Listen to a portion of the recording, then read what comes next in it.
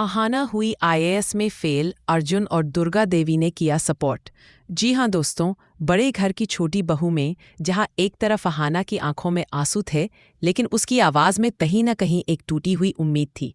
उसने खुद को संभाला और शोर मचाती भाभी और बुआ के बीच खड़े अर्जुन की ओर देखा। उसकी नई नवेली जिंदगी के नए अध्याय में यह निराशा उसके पुराने घावों को फिर से कुरेद गई थी।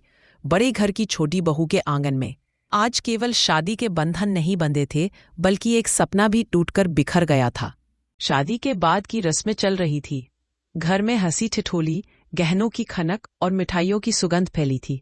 आहाना दुल्हन के जोड़े में लिपटी हर रस्म को निभाने की कोशिश कर रही थी, लेकिन उसके मन का एक कोना अब भी दिल्ली में छूट गया था, उसकी किताबों और सिविल सर्विसेज की तैयारी के बीच। अचानक माहौल में चुप्पी छा गई जब छोटू मामा ने धीरे से कहा, आहाना, आज तुम्हारा वो जो तुम्हें दे रही थी, उसका रिजल्ट आने वाला था, है ना? छोटू मामा की बात सुनते ही आहाना के चेहरे का रंग उड़ गया। उसे पल भर में समझ आ गया कि अगर सब कुछ ठीक होता तो ये बात इस तरह से नहीं उठाई जाती। उसकी सास दुर्गा देवी, जिन्हें पूरा खानदान दीदी भाई कहता था, उन्होंने भी एक पल के लिए रस्मों से ध्यान हटाकर आहाना की ओर देखा। अर्जुन, जो पास ही खड़ा था, आहाना का हाथ थामने के लिए आगे बढ़ा, पर बुआ जी पिशिम मुनि ने झट से उस पर टोक दिया, अर्जुन, नई दुल्हन को इन सब बातों से दूर रखो। आज का दिन खुशियों का है, कोई मायूस होने वाली बात नहीं। आहाना ने अपने आंसू पी लिए। उसकी आंखों में निराशा तैर रही थी। वह जानती थी कि उसके दोबारा इस घर में लौटने का एक बड़ा कारण यह भी था कि वह अपने पैरों पर खड़ी हो सके, खुद को साबित कर सके। पहली शादी टूटने के बाद यह सपना ही उसकी हिम्मत बना रहा था। मुझे पता है मामा जी, आहाना ने धीरे से कहा, मेरा नाम नहीं आया होगा। ऋषि मुनि के चेहरे पर एक हल्की लेकिन छिपी हुई मुस्कान आई। वह मन ही मन खुश थी। छोटी बहू को इतनी बड़ी परीक्षा में विफल देखकर उन्हें एक अजीब सी शांति मिली थी। उन्हें लगा, अब तो ये लड़की यही रहेगी, अर्जुन के सहारे, और फिर वह अपनी मर्जी से इसे नचाएंगी। तभी अर्जुन ने आहाना का हाथ कसकर थाम लिया। यह स्पर्श केवल सहारा नहीं था, बल्कि एक वादा था। आहाना, अर्जुन ने सबके सामने कहा।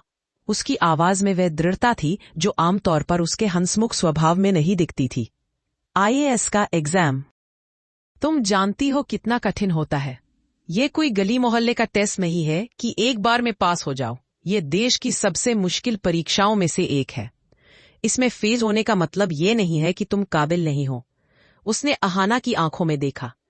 इसका मतलब बस ये है कि हमें थोड़ी और तैयारी की जरूरत है, हार मानने की जरूरत नहीं है। अर्जुन के इन शब्दों ने न केवल आहाना को बल्कि पूरे परिवार को चौंका दिया।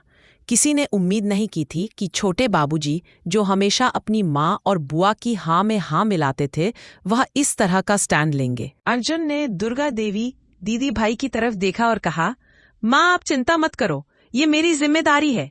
मैं आहाना की पढ़ाई में पूरी मदद करूंगा। उसे जो किताबें चाहिए, जो कोचिंग चाहिए, सब मैं देखूंगा। अगली बार आहाना जरूर पास होगी। दुर्गा देवी, जो अपने बेटे की पहली शादी टूटने के बाद थोड़ी कठोर हो गई थी, आज अपने बेटे की आंखों में एक नई चमक देख रही थी। अपनी पत्नी के लिए समर्थन और विश्वास की चमक। उन्हें अपने पति की याद आई, जिन्होंने हमेशा कहा था कि असली मर्द वही होता है जो मुश्किल समय में अपनी पत्नी का सहारा बने। उन्होंने मुस्कुराकर हाँ में सिर हिलाया। हाँ अर्जुन, तुम्हारा फैसला सही है। मैं भी तुम्हारी बहू का साथ दूंगी। ये घर उसकी पढ़ाई के बीच नहीं आएगा। ऋषि मुनि के चेहरे पर आई मुस्कान अब गायब हो चुकी थी और उसकी जगह चिंता ने ले ली थी। ये अर्जुन को क्या हो गया है, और दीदी भाई ने भी इतनी आसानी से हाँ कर दी, उसने अपने मन में सोचा। शाम को जब आहाना कमरे में अकेली थी तो अर्जुन वहां आया। मुझे पता है तुम दुखी हो, उसने धीरे से कहा। आहाना ने एक गहरी सांस ली। बस यही सोच रही हूं। दूसरी बार कोशिश करूंगी तो भी क्या गारंटी है? और आप क्यों इतना सब कर रहे थे? क्यों कर रहा हूं? अर्जुन हंसा। क्योंकि ये हमारी लड़ाई है। हम शादीशुदा हैं आहाना, और इसका मतलब है कि तुम्हारी हार मेरी हार है और तुम्हारी जीत मेरी जीत। मैं तुम्हें उदास नहीं देख सकता। आप सच में मेरी मदद करेंगे? आहाना ने संदेह से पूछा। हाँ, बिल्कुल करूंगा, अर्जुन ने दृढ़ता से कहा। और अब कोई बात नहीं, अब हम अपनी अगली योजना पर काम करेंगे। पर अभी यह सब भूल जाओ। चलो, मैं तुम्हें बाहर ले चलता हूँ। आज की रस्म अभी बाकी है। अर्जुन और आहाना का रिश्ता दोबारा जुड़ा था, पर वह पिछले रिश्ते से बहुत अलग था। इस बार ये रिश्ता मजबूरी या समझौते पर नहीं, बल्कि एक दूसरे के प्रति सम्मान और विश्वास पर आधारित था। अगले कुछ हफ्तों में अर्जुन ने अपना वादा निभाया। उसने अहाना के लिए एक शांत कमरा तैयार करवाया जहां वह पढ़ाई कर सके। वह खुद भी सुबह जल्दी उठकर उसे चाय देता और देर रात तक उसके साथ जागता रहता, भले ही उसे खुद कुछ समझ न आता हो, पर वह बस उसके पास बैठा रहता। पिशिमुनी और भाभी ने कई बार ताने कसने की कोशिश की। अर्जुन बाबू, नई दुल्हन को इतनी आज़ादी क्यों दे रहे हैं? शादी के बाद पति को समय नहीं देगी तो रिश्ता कैसे चलेगा? लेकिन अर्जुन ने हर बार उन्हें शांति से जवाब दिया, भाभी, पिशिमुनी बुआ, अगर अहाना सफल हो गई तो वह केवल इस घर की छोटी बहू नहीं रहेगी, बल्कि एक आईएएस अधिकारी बनेगी। इससे हम सबका सिर गर्व से ऊंचा होगा। और रही बात समय की, तो हमारा रिश्ता किताबों से कमजोर नहीं होगा, बल्कि मजबूत होगा। हम एक दूसरे के सपनों को सपोर्ट कर रहे हैं। अहाना को अर्जुन का यह नया रूप अच्छा लगा। वह अब सिर्फ एक लापरवाह मज़ेदार इंसान नहीं था, बल्कि एक जिम्मेदार पति था जो उसके सपनों को अपना मान रहा था। दुर्गा देवी भी चुपके से अहाना की मदद करती रहती।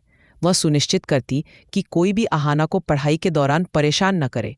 वह उसके लिए पौष्टिक भोजन बनवाती और कभी कभी तो वह खुद आकर देखती कि अहाना को किसी चीज़ की ज़रूरत तो नहीं। एक दिन जब अहाना देर रात तक पढ़ रही थी, दुर्गा देवी चुपके से उसके कमरे में आई।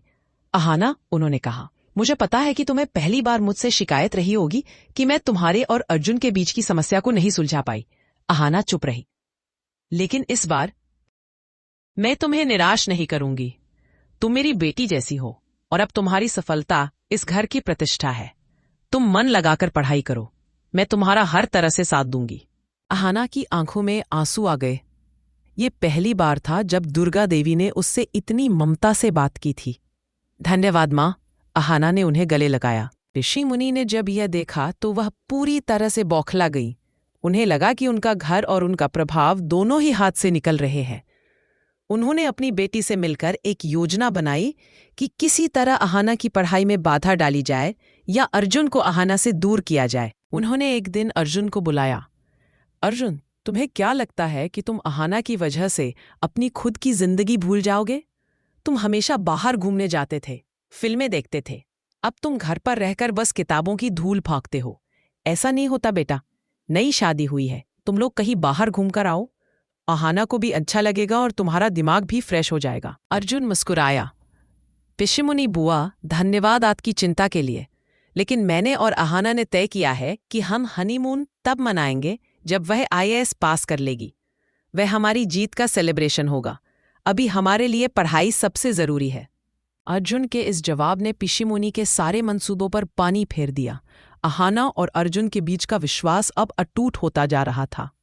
उनकी दूसरी शादी मजबूरी नहीं, बल्कि एक सच्ची साझेदारी बन गई थी। आखिरकार वह दिन भी आया जब अहाना ने आईएएस की अगली परीक्षा दी।